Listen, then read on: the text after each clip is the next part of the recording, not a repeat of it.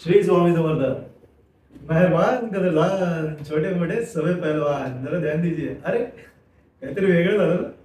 दिवस नवीन नवीन गोष्टी केल्याच पाहिजेत ना. तुम्हाला गणितामध्ये आनंद द्यायचा आहे मला. हो, मध्ये लास्ट व्हिडिओमध्ये आपण लिनियर इक्वेशन बघितलं, बरोबर ना? तर लिनियर इक्वेशनची सुरुवात केली, तो पूर्ण पार्ट व्यवस्थित समजून घेतला. पण लिनियर इक्वेशन जे 9वीला शिकलो तेच परत थोडंसं पुढे कंटिन्यू झालं. पण त्याबरोबर एका शास्त्रज्ञाने त्याच्यामध्ये उडी मारली. तो शास्त्रज्ञ इकडे फळ्यावर लिहिलेला आहे, क्रेमर. त्या क्रेमरची पद्धती आता आपण बघणार आहोत. हे नेमकं काय आहे हे समजून घेणं खूप गरजेचं आहे. तर क्रेमरची पद्धत पुढे आहे, पण ती क्रेमरची पद्धत सोडवण्याआधी डिटर्मिनंट म्हणजे निश्चय हा एक भाग येतो, कारण तो त्याच्यातला खूप महत्वाचा भाग आहे. तो तुम्हाला आधी व्यवस्थित सोडवता आला. तर आधी आपण पहिलं ते सोडवायचं बघूया, मग नंतर क्रेमरच्या पद्धतीकडे जावं की त्याचं सूत्र वगैरे कसं बनतंय आणि ते कसं सोडवलं जातं ते पाहूया. चला तर मग हे आहे निश्चय, म्हणजेच इंग्रजीमध्ये डिटर्मिनंट. तो बघा ना कसा लिहिलेला असतो, दोन उभ्या रेषा असतात आणि त्याच्या आतमध्येही 4 अक्षर ए बी सी आणि डी. तर हे जे आहेत याच्यामध्ये उभ्या ओळी, आडव्या ओळी, हॉरिझॉन्टल लाईन, व्हर्टिकल लाईन असे शब्द आहेत. तर तुम्हाला फक्त किती 2 ओळी आहेत, 2 उभ्या 2 आडवी. म्हणजे याला आपण मराठीमध्ये कोटी म्हणतो, इंग्रजीमध्ये ज्याला आपण ऑर्डर म्हणतो, जी याची 2 आहे. निश्चयकाची ऑर्डर किंवा कोटी किती आहे? 2 आहे. आणि मग त्याची किंमत कशी काढली जाते? तर किंमत काढताना ज्याला आपण तिरकस गुणाकार म्हणतो, या ए आणि बी यांचा गुणाकार होतो आणि बी आणि सी याचा गुणाकार होतो आणि अर्थातच दोघांची वजाबाकी होते. बाकी काही करायचं नाही.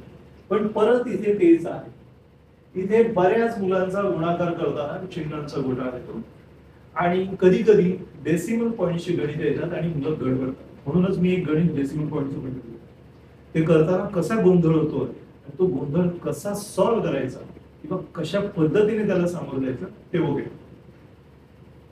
अर्थातच गणित समोर आहे, सूत्रही आपल्या समोर आहे, ते आपण घेणार आहोत.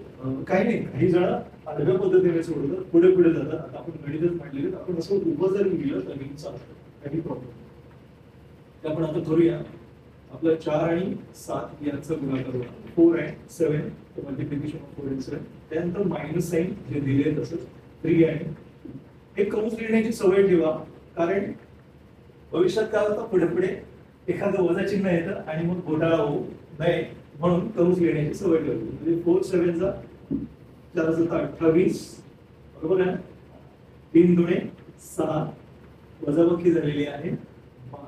संपलं तुमचं एचं जे डिटर्मिनंट आहे किंवा निश्चयक आहे त्याची किंमत मिळाली. इथेच गणित संपलंय.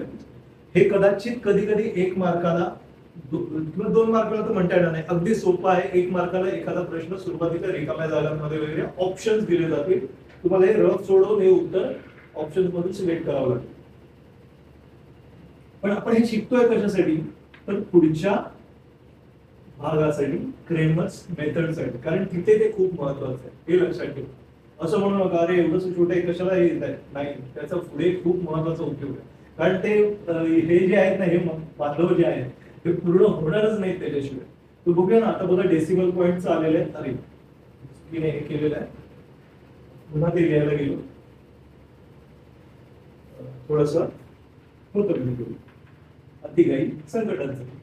तर गुणाकार करायचे, तिरकस गुणाकार 1.2 गुणिले, आता बघा परत वजा 0.23 आहे, वजा दुसऱ्या कंसामध्ये 0.03 वजा गुणिले 0.57.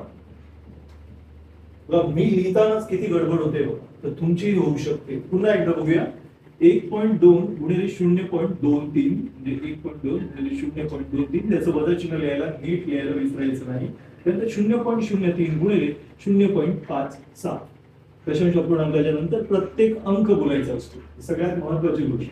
आता यांचा गुणाकार करा. चिन्ह आधी, चिन्ह किंवा ज्याला काय म्हणतो आपण डेसिमल पॉईंट आहे किंवा दशांश चिन्ह जे आहे ते विचारात घेऊ नका. 12 आणि 23 यांचा मी गुणाकार करून घेतो. 12 आणि 23 यांचा गुणाकार होईल. 12 त्रिक 36 असे आले 3, 12 दुणे 24, 24 आणि 3 27 असे आले 2. काय नाही, भागचं काहीच नाही, सगळं झालंय, म्हणजे 276. आता तुम्ही डेसिमल पॉईंट नीट बघा. डेसिमल पॉईंट बघा 1 2 आणि आता हा 3 म्हणजे दशांश चिन्ह तुमची 1 2 3 झाले. तर 3 स्थानानंतर तुम्हाला 1 2 3 टिंब म्हणजे दशांश चिन्ह 0.267 तुम्ही 76 म्हणतात, तर तसं नाही 276 266 वजा आता यांचा गुणाकार तसंच करा. 3 7 21 अच्छे आले 2 3 पाशी 15 15 आणि 2 17 सगळं संपलेलं आहे. गुणाकार सगळा संपलेला आहे. आता दशांश चिन्ह 1 2 3 4 1 2 3 इथं कोणीच नाही म्हणजे कोण आलं 0. त्याच्यानंतर टिंब इकडे 4 स्थान आहेत इकडे 3 आहेत म्हणजे इथे ऍडिशनल 1 0 घ्यायला हरकत नाही. आता सगळ्यात महत्त्वाची एक गोष्ट राहून गेली. तुमच्या किती जणांच्या लक्षात आहे माहिती. या दोघांचा आपण गुणाकार केला पण त्या दिवशी लिहिलेले चिन्हांचा गुणाकार लक्षात असेल नसेल तर हा वेगळा प्रकार. चिन्हांचा सुद्धा गुणाकार होतो. अधिक आणि अधिक यांचा गुणाकार अधिकच होतो. वजा आणि वजा यांचा गुणाकार अधिक होतो.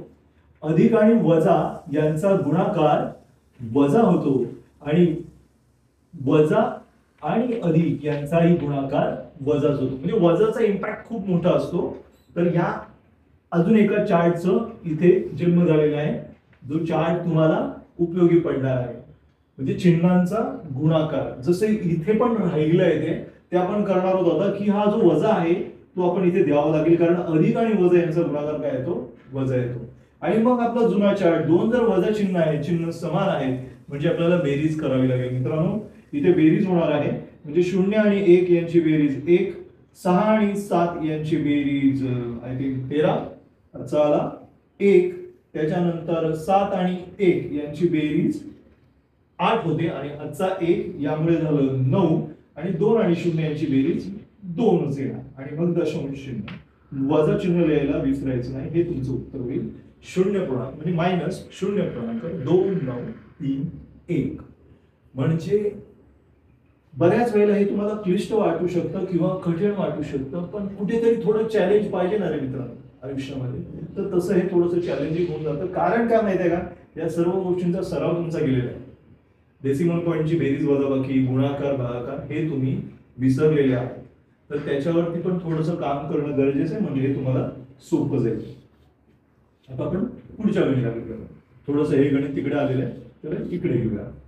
C इज इक्वल टू काय येणार आता आपण ठरले आता वरतीच गुणाकार करायचा आणि वजाबाकी वजा 7 गुणिले 2 हे थोडंसं इझी आहे. 4 1 4 आता आपण डायरेक्ट चिन्हांचा गुणाकार करायला शिकलेलो आहोत. वजा चिन्ह काय करतं अधिकला मारून टाकतं आणि वजा करून टाकतं आणि वजा 7 दुणे 14 म्हणजे वजामध्ये भरपूर पॉवर आहे. निगेटिव्ह आहे शेवटी. निगेटिव्ह केवढं परिणामकारक ठरतं बघा सगळ्यांना बदलून टाकतं. आता 2 वजा चिन्ह आहेत म्हणजे समान चिन्ह परत तोच प्रकार बेरीज वजा 18 हे तुमचं उत्तर आहे. तुमच्या लक्षात येत असेल एकदा तुम्हाला ह्या गोष्टी कळल्या की पुढे तुमचं काम किती फास्ट होत आहे. आणि फास्ट कराच पण सावधानतेने किंवा सजग राहून करा. कारण काय माहितीये का जर तुम्ही अलर्ट नाही राहिलात तर तुमच्या चिन्हांमध्ये एखादी जरी मिस्टेक झाली गणित पूर्णपणे जाणार. आता पुढे बघूया ना शेवटचं डी 3 आणि 5 यांचं हे थोडं जास्त सोपं आहे आणि 4 आणि 2 यांचा गुणाकार 3 पाची अरे वा मला ऐकायला आलं 15 4 2 8 आणि 15 तून 8 गेले 7 राहिले 15 - 8 that is 7. ऑलमोस्ट हे आपल्या सर्व किमती आपल्याला इथे मिळाल्या. हे आपण सोडवलं. सोडवताना काही महत्त्वाचे पॉइंट्स पुन्हा एकदा रिकॅप करून घेऊया. हे जे निश्चयक आहे याच्यामध्ये आपण क्रॉस मल्टिप्लिकेशन करतो. एडी वजा बीसी हा फॉर्म्युला डोक्यात फिट ठेवायचा आहे. गणित जेव्हा येतील त्यांच्यामध्ये हा तिरकस गुणाकार करायला विसरायचं नाही. कंस मांडायचे कारण त्या कंसांमध्ये कधीतरी एखादं वजाचं चिन्ह येऊ शकतं. हा बॉक्स लक्षात ठेवायचा आहे. चिन्हांचा घोटाळा क्लिअर करण्यासाठी अधिक गुणिले अधिक बरोबर अधिक वजा गुणिले वजा बरोबर अधिक अधिक गुणिले वजा बरोबर वजा वजा गुणिले अधिक बरोबर वजा हे विसरायचं नाही. आणि इथे वजाने गुणाकार केल्यामुळे उत्तराला वजा चिन्ह. सेम इथेही तसंच झालंय 4 1 4 वजा चिन्ह समान झालेली आहेत. ऑब्विसली बेरीज झाली आहे आणि उत्तराला चिन्ह वजा झालं, जे इथेही केलं आपण, दोन चिन्ह समान, बेरीज केली वजा, आणि शेवटचं तिथं सोपं आहे, वजाबाकी झालेली. तर हे बेसिक आपण बघितलं क्रेमर्स रूलचं. आता क्रेमर्स रूल मध्ये नेमकं काय होतं, तो संशोधक काय म्हणतो, त्याचं सूत्र कसं जन्माला आलंय किंवा झालेलं आहे, ते आपण कसं वापरायचं ते बघूया. चला तर आताच आपण निश्चयक बघितले, बरोबर. निश्चयक म्हणजे डिटर्मिनंट. मग हे का शोधलं होतं, तर क्रेमर्स मेथड. तर क्रेमर्स मेथड काय आहे ते आपण बघूया. क्रेमर्स मेथड समजण्याआधी आपण हे सगळं ज्या लिनियर इक्वेशन मध्ये करतो ते समजून घेणं खूप गरजेचं आहे. काल इथेच आपण लिहिलेलं होतं की लिनियर इक्वेशन मागच्या एपिसोडमध्ये की a1x plus b1y is equal to c1 equation 1, a2x plus b2y is equal to c2, that is equation number 2. दुसरं समीकरण आणि पहिलं समीकरण. तर ही ऍक्च्युअली समीकरणांचं स्वरूप आहे आणि या स्वरूपाचा वापर करून निश्चय कसे भेटतात ते बघा. तर निश्चयकाच्या किमती ज्या आहेत ना त्या आपण ज्या बघतो डिटर्मिनंटच्या ज्या चौकोनामध्ये, तर त्याच्यामध्ये जर बघा तर a1 आणि a2, b1 आणि b2, c1 आणि c2 हे बघा सगळे ठेवलेले आहेत. a1 a2 b1 b2 c1 c2. आता हे लिहिलेलं कळल्यानंतर आता करायचं काय, पहिल्यांदा डी ओळखायचं आहे. डी म्हणजे ऍक्च्युअली संख्येचा हिशोब आहे. मग तुम्ही सी याला झाकलं, कोणाला झाकलं, C1 ला झाकलं तर तुम्हाला मिळतात, तर ते डी चे व्हॅल्यूज आहेत बघा, a1 a2 b1 b2. Same प्रकार करायचा. तर हा x आहे, x ला जाता, x चे कोण आहेत, कोऑर्डिनेट कोण आहेत, त्याचे सॉरी कोएफिशिएंट जे आहेत ते a1 a2 आहे, त्यांना मी झाकलं तर तुम्हाला तिकडे मिळेल. फक्त क्रम बदललाय, C1 C2 आधी घेतला आणि b1 b2 नंतर घेतला, एवढं लक्षात ठेवायचं. C1 C2 b1 b2 आणि नंतर राहिलेलं आपलं y आपण झाकायचंय. त्यामुळे हे दोघं हे तर क्रमानेच लिहिलेले दिसतात तिकडे, ते बघा a1 a2 c1 c2. हे किती सोपं होतंय बघा, काही पाठ करायची गरज नाही. हा बॉक्स एकदा लक्षात आला, इकडच्या ह्या व्हॅल्यू या बॉक्स मध्ये ठेवल्या की मग आपलं सूत्र सुद्धा आपोआप आपल्याकडून डेव्हलप होतं. म्हणजे त्यानंतर ऑब्व्हियसली ह्या किमती मिळाल्या, डी मिळाला आपल्याला, dx मिळाला, dy कसा मिळाला, अरे थोड्या वेळापूर्वी सोडवलं की तिरकस गुणाकार करायचा आणि किमती काढायच्या वजाबाकी करून.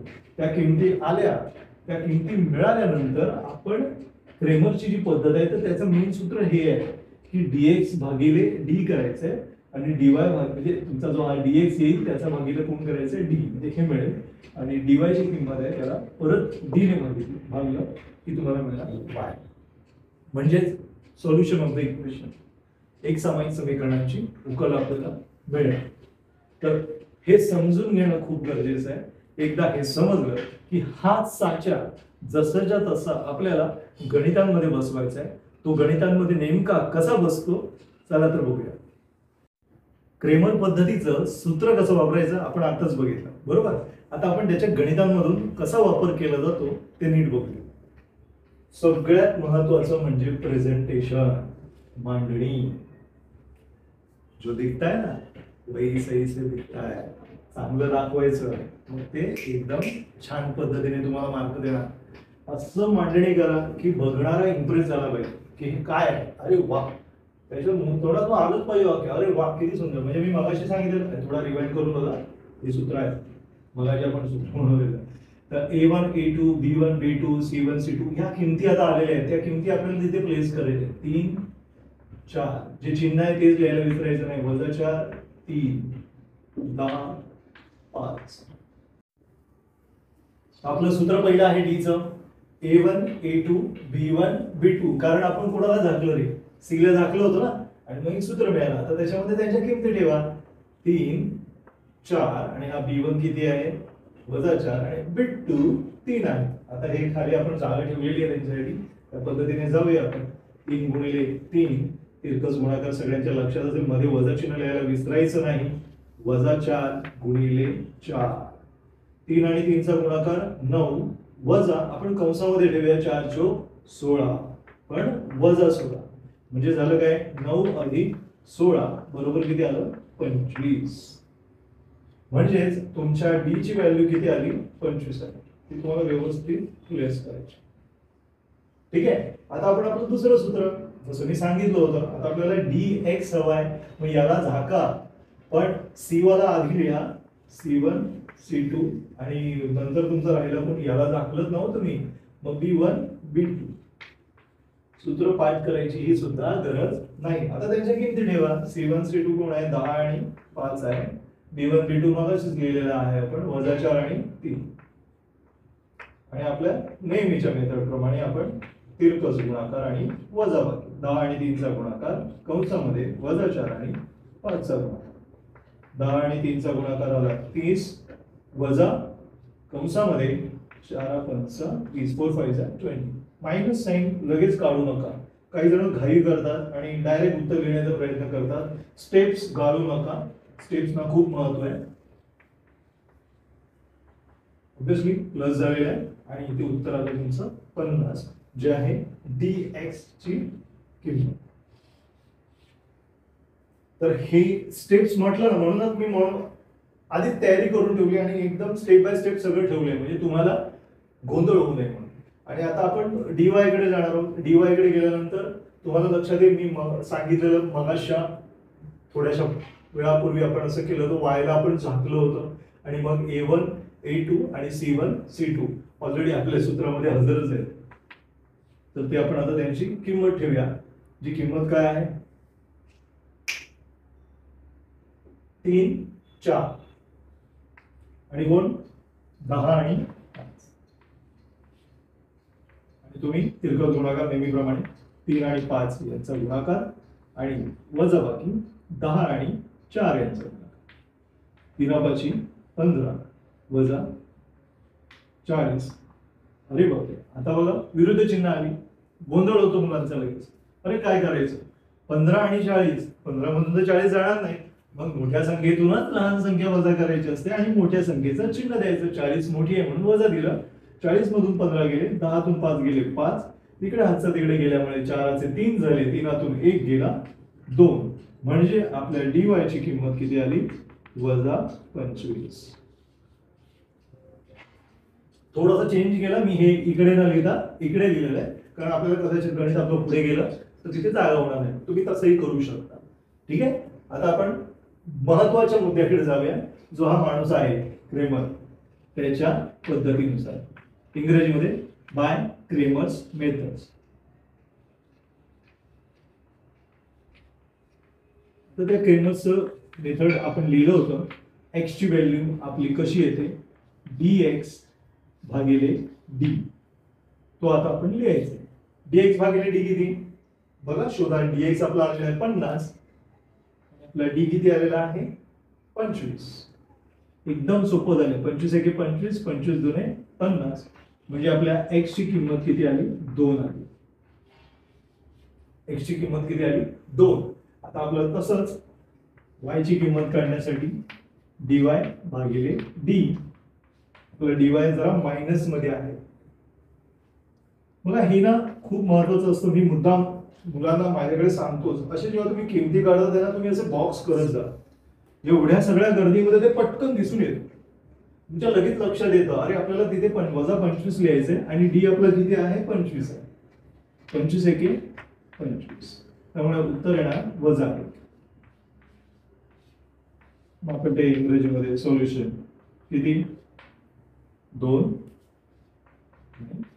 1 किंवा तुमच्या 1 सामायिक समीकरणांची 2 आणि वजा 1. इथे तुमचा क्रेमर सूत्र आटोपशीर झालेला आहे आणि किती छान झालं. जसं स्टेप बाय स्टेप लिहाल एका खालोखाल. आता फळ्यावरती थोडंसं वेगळं होतं, वहीमध्ये तुमचं अजून छान होऊ शकतं. तुम्हाला जसं एक दिसत असेल एक फॉर्म दिसतोय, बरोबरच्या खाली बरोबर चिन्ह येणं, त्यांची उंची सगळ्यांची सेम ठेवणं, या सर्व गोष्टी खूप इम्पॉर्टंट आहे. म्हणून मी सुरुवातीला मग अशी म्हणालो ना की प्रेझेंटेशन त्याच्यानंतर मग तुमचं होतं प्रिपरेशन आणि मग अर्थातच तुमच्यामध्ये येतं ते परफेक्शन आणि उत्तरं तुमची परफेक्ट येतात. अजून काही गणित बघूया म्हणजे तुम्हाला हा क्रेमर सूत्र एकदम पक्का होऊन जाईल. चला तर एक गणित झालेलं आहे. क्रेमर सूत्र नीट कळलेला आहे, कसा वापरायचा आहे, सुरुवातीचे निश्चयक, त्यांचा उपयोग कसा केला जातो, क्रॉस मल्टिप्लिकेशन, चिन्हांचा होणारा घोटाळा, सगळं खूप सावकाश पद्धतीने सांभाळायचं आहे. पण काय असतं माहिती आहे का, पेपर आपला नसतो, पेपर त्याचा असतो म्हणजे मॉडरेटरचा, आणि तो स्वतःला राजा समजत असतो. मग तो कधी कधी घोटाळे दाखवतो आणि ते घोटाळे बघून आपण गोंधळतो.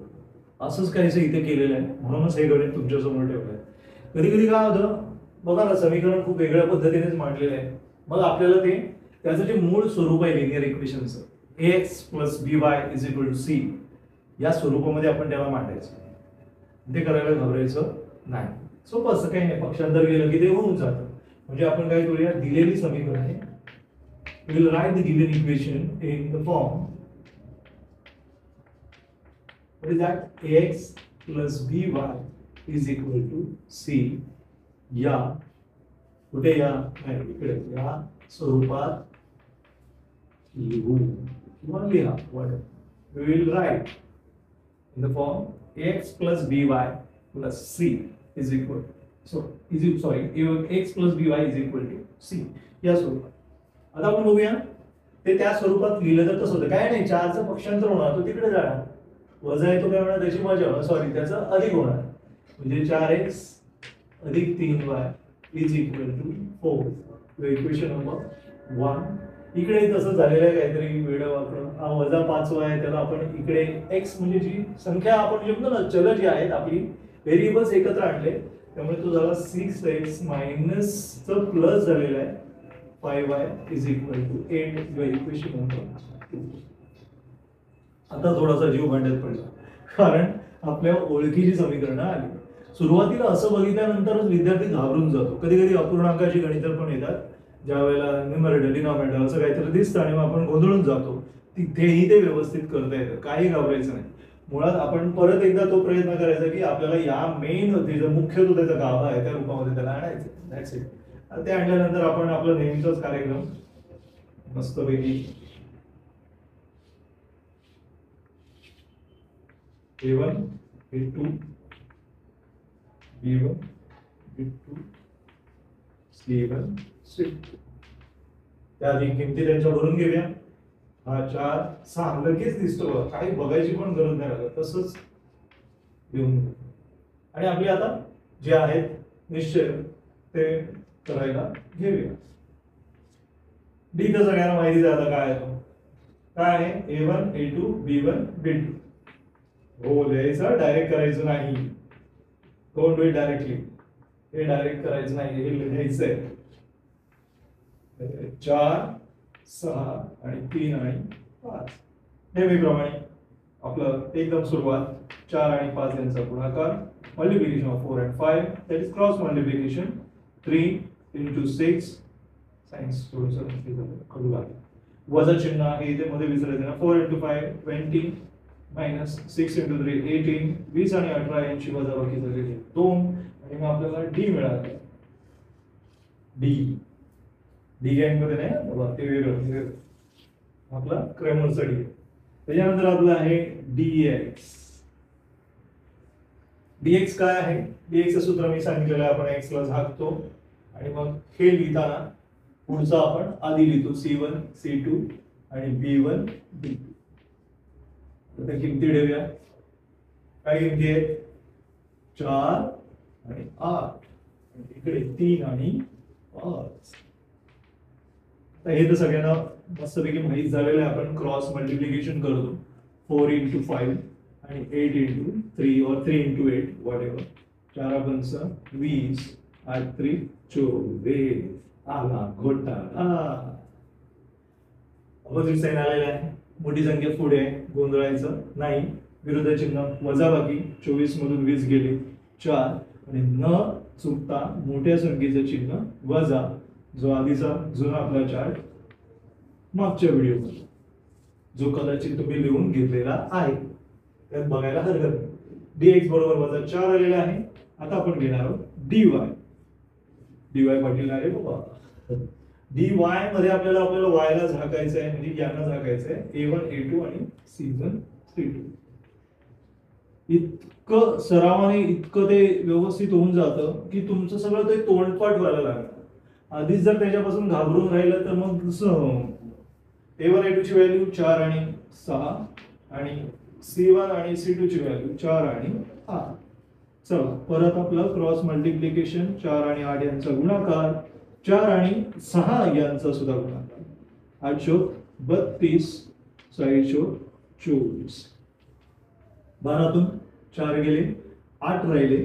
आजचा इकडे गेल्यानंतर ऑब्विसली होणारच नाही काय 32 मधून 24 गेले 8च राहिले रे. आणि आपला आला dy.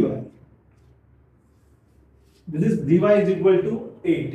आणि आपण आता नेहमी जसं करतो मगाशी पण मी केलं होतं क्रेमरच्या पद्धत जसं अकॉर्डिंग टू क्रेमर्स मेथड. काय मेथड सांगते x ची व्हॅल्यू कशी काढायची dx भागिले d.